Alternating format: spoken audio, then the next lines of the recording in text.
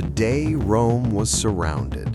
The Battle of Cannae, 216 BC. August 2, 216 BC. The heat over southern Italy was suffocating. The dry wind carried dust across a flat, open plain near the small village of Cannae.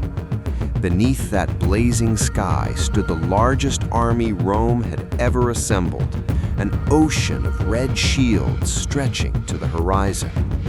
Across from them stood a smaller force, fewer men, fewer supplies, far from home, but they were led by a commander who had already humiliated Rome twice. His name was Hannibal Barca, and before this day ended, he would change the art of war forever. This was the Battle of Cannae, the bloodiest nightmare Rome had ever known. A war that should have been impossible. The war that brought these two armies together began in 218 BC. It was the Second Punic War, a brutal conflict between Rome and Carthage for control of the Mediterranean world. Rome believed itself unstoppable. Its legions had crushed enemies across Italy. Its system of alliances was strong. Its confidence was absolute. Then Hannibal did the unthinkable. Instead of fighting Rome at sea, he marched an army from Spain across the Pyrenees, through Gaul, and over the Alps in late 218 BC. Snow, starvation, and hostile tribes tore his forces apart, but he survived. When he descended into Italy, Rome was stunned. They had not expected him. They were not ready. The first Roman disasters. Hannibal's first major victory came at the Battle of the Trebia in December 218 BC. Roman troops, cold and hungry, were lured into icy waters and ambushed. Thousands died. Months later, in June 217 BC, near the mist-covered shores of the Battle of Lake Trasimene, Hannibal executed a masterful ambush. An entire Roman army was trapped and slaughtered against the lake. It was one of the largest ambushes in history. Rome was shaken, but not broken.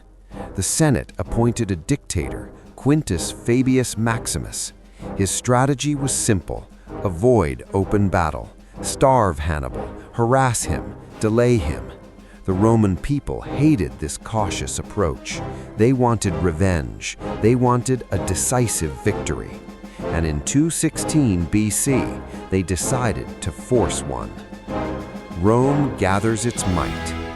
For the campaign of 216 BC, Rome mobilized on an unprecedented scale.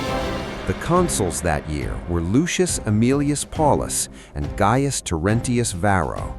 Together, they raised approximately 80,000 infantry and around 6,000 cavalry. It was the largest field army Rome had ever deployed. Hannibal, by contrast, had around 40,000 infantry and 10,000 cavalry, a mixed force of Libyans, Iberians, Gauls, and Numidians. Outnumbered, outsupplied, deep in enemy territory, yet calm. Hannibal seized a vital Roman grain depot near Cannae in Apulia. Rome could not ignore this. The legions marched south. The stage was set. The battlefield. Cannae was flat and open, perfect for large formations. The Romans deployed with the river Aufidus protecting one flank. Varro, commanding on August 2, favored aggressive action. The Roman infantry formed in unusually deep columns. Their plan was simple: smash through Hannibal's center with sheer mass and pressure. Overconfidence hung in the air. Hannibal arranged his troops differently. In the center, he placed his less experienced Gauls and Iberians in a bulging arc, convex toward the Romans. On both sides, slightly behind the center, stood his elite African infantry, hardened veterans armed with captured Roman weapons. His cavalry guarded the flanks. To Roman eyes, the Carthaginian center looked weak.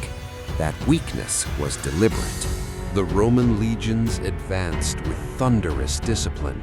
Shield against shield, steel against steel, they crashed into Hannibal's center. The Gauls and Iberians began to give ground slowly. They did not collapse, they retreated deliberately. The bulging arc flattened, then it bent inward. The Romans pressed forward, confident they were breaking the enemy line. They pushed deeper and deeper into the Carthaginian formation. Dust filled the air, the heat was unbearable. But something strange was happening. The more the Romans advanced, the narrower their formation became. Their own numbers compressed them. They were losing space, and they did not realize they were walking into a trap. The cavalry battle. On the Roman right flank, Hannibal's heavy cavalry launched a devastating charge. The Roman cavalry was quickly overwhelmed. On the opposite flank, nimble Numidian horsemen harassed the allied Roman cavalry until reinforcements arrived. Within a short time, Rome's cavalry was shattered. Hannibal's horsemen did not pursue fleeing enemies. They turned around. They rode behind the Roman infantry. The trap closes. As the Roman mass pushed deeper into the concave center, Hannibal gave the signal. The African infantry on both flanks pivoted inward. They attacked the Roman sides, fresh, disciplined, merciless. Suddenly, Roman soldiers found enemies not only in front of them, but on both sides. Panic began to spread. Then came the final blow. The Carthaginian cavalry struck from the rear. The Roman army was completely surrounded. This maneuver, later known as the double envelopment, was executed with terrifying precision.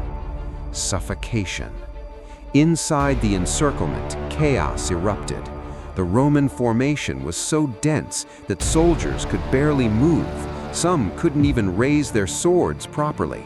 They were crushed by their own numbers.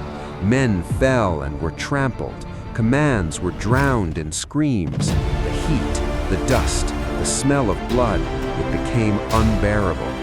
Consul Aemilius Paulus fought bravely, but was killed amid the slaughter. Varro managed to escape with a small group of survivors. Hour after hour, the Carthaginians tightened the circle. There was no escape.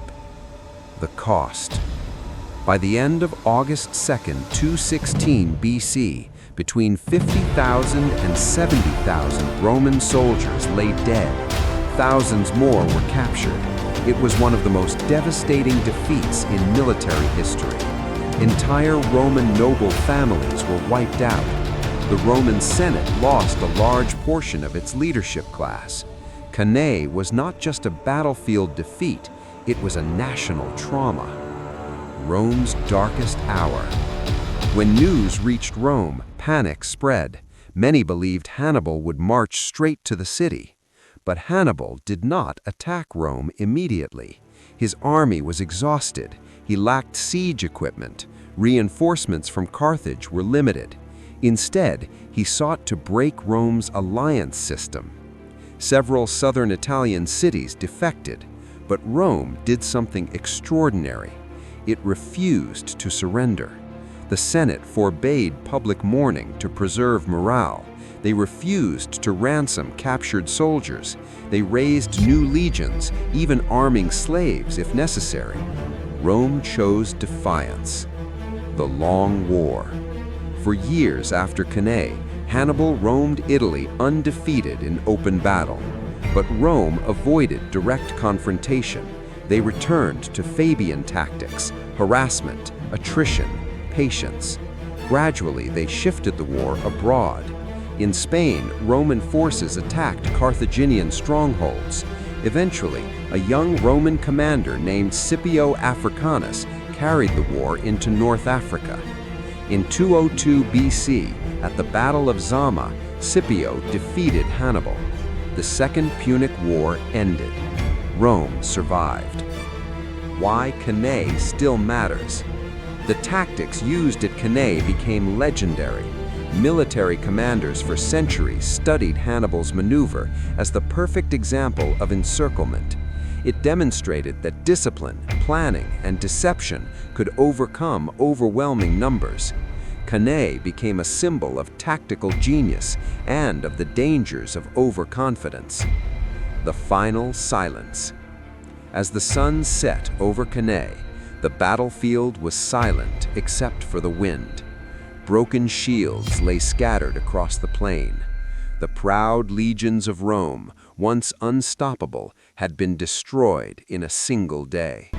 And somewhere in the fading light stood Hannibal Barca, victorious, yet unable to destroy Rome completely. Cannae was Rome's greatest defeat, but it was also the beginning of Rome's transformation. Because from that disaster, the Republic learned, it adapted, and in time it would rise stronger than ever. But on August 2nd, 216 BC, the world belonged to Hannibal.